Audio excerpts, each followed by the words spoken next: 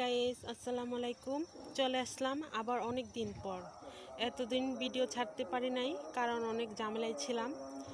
কি ঝামেলায় ছিলাম তা আপনাদেরকে আজ শেয়ার করব। তা যারা যারা আমাকে সাবস্ক্রাইব দেন নাই অবশ্যই দিয়ে দিন, আমার পাশে থাকুন।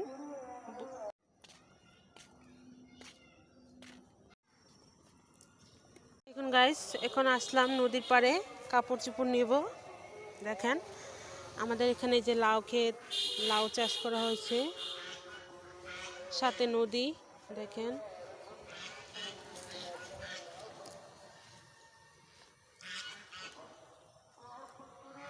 কয়েকদিন ভিডিও ছাড়তে পারি নাই কারণ অনেক ঝামেলা ছিল পরিবারে। কারণ আমাদের এখানে একটা ঝগড়া হয়েছিল, সেই ঝগড়ার কারণে অনেক মারামারি হয়েছিল। মানে পরিবারে চাচা বাইস্তা হয়, মারামারি হওয়ার পরে অনেক কুবাকুবি হয়েছিল। নিয়ে হাসপাতালে কয়দিন দৌড়াদৌড়ি হয়েছিল আমার জামাইয়ে, শাশুড়ি। মানে কুবাকুবিটা আমার শ্বশুরে মানে কূপ লাগছিল কুড়ালের। তারপরে এটা নিয়ে অনেক মামলা হয়েছে, আমাদের পরিবারের সবাইকে মামলা দিছে, আমাকে সহ। দেওয়ার পর কয়েকদিন আমরা মানে আমাদের বাসা থেকে অনেক দূরে ছিলাম।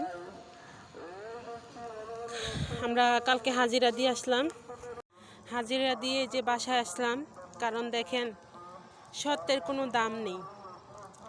আমরা যাই নাই, রাতে অনেক রাতে মারামারি হয়েছিল, 12টা সাড়ে 11টার দিকে।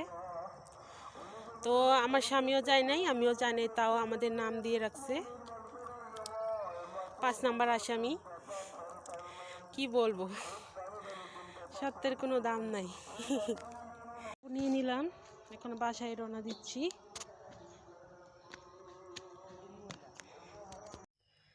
দেখেন যারা মারামারি করেন সাবধানে। আমরা 3 জন হাজির হয়েছি, মানে হাজিরা দেওয়ানো হয়েছে, আর 3 জন বাকি আছে, আমার হাজব্যান্ড এবং আমার শ্বশুর আর চাচা শ্বশুর। আর আমরা 3 জন মহিলা হাজিরা পেলাম। কারে বলি দুঃখের কথা। আমরা জানতাম না যে সামান্য মারামারির কারণে মানে মামলা কেস হবে। ওরা প্রথমে আমাদের মানে পুলিশ পাঠায় ওদের পক্ষ থেকে, তারপরে আসামির নাম বলে, তো আমার নামও বলে, আমার নাম 5 নাম্বারে পড়লো। তো আমার শাশুড়ি বাসায় মানে আমাদের বাড়িতে ছিল না, ঢাকায় ছিল কাজে, ওনার নামও দিয়েছে। দেখেন ঝগড়ায় ছিল না কিন্তু ওর নাম দিয়ে বসে আছে। কত ছোট লোক মানুষ। তারপরে মামলা আমরাও দেই ওদেরকে, তারপরে পুলিশ আসে, তদন্ত নেই। অনেক যা জীবনে তো দেখিনি তা দেখলাম। হাইকোর্ট, কোর্টে উঠলাম।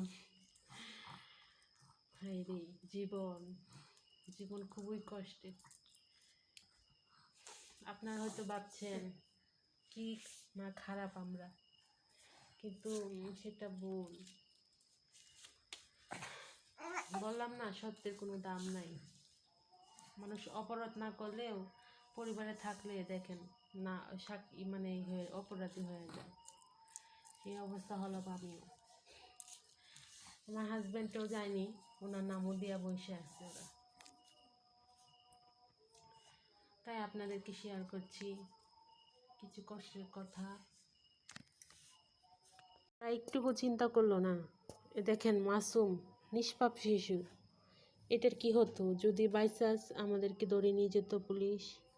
এই ছোট্ট শিশুর কি কষ্ট হইতো। দেখেন আমার মেয়েটা খেলা করতেছে একা একা, আমি এটাই চিন্তা করি, যদি পুলিশে ধরেই নিয়ে যেত তাহলে আমার মেয়েকে আমার সাথে নিয়ে যাব। দেখেন একজন অপরাধের কারণে আরেকজন অপরাধী হয়। কি বলবো,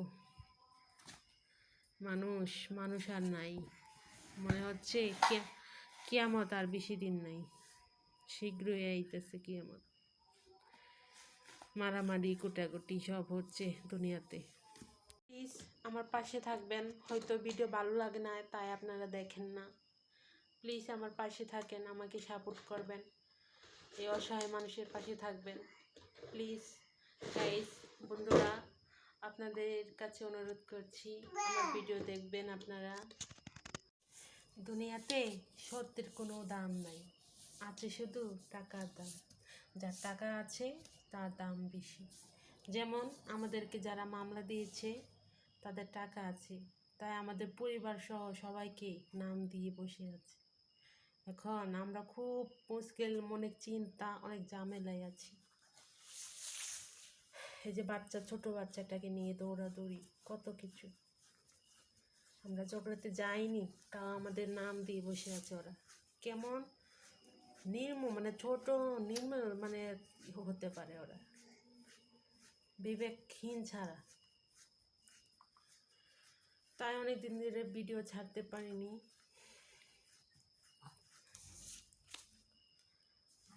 তাই আজকে আমার স্বামী বাসা নেই, তাই আজকে এমবি ভরে ভাবছি দেখি ভিডিও ছাড়া হয় নাই, আজকে ছাড়বো। আমাদের জন্য সবাই দোয়া করবেন যেন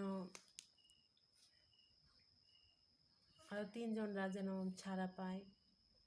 আপনারা দোয়া করবেন সবাই, যারা যারা আমার ভিডিও দেখছেন। আপনাদেরকে শেয়ার করলাম কিছু কথা। ওদের বাড়ি আমাদের যে পাশে দিয়ে ওদের বাড়ি, ঠিক 11টা কি 12টা রাতে ঝগড়া হয়েছিল। মানুষ তখন ঘুমিয়ে গেছিল, তখন অনেক মারামারি হয়েছিল।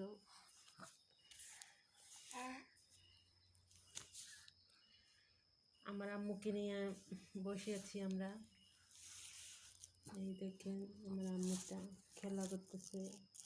আম্মু আম্মু,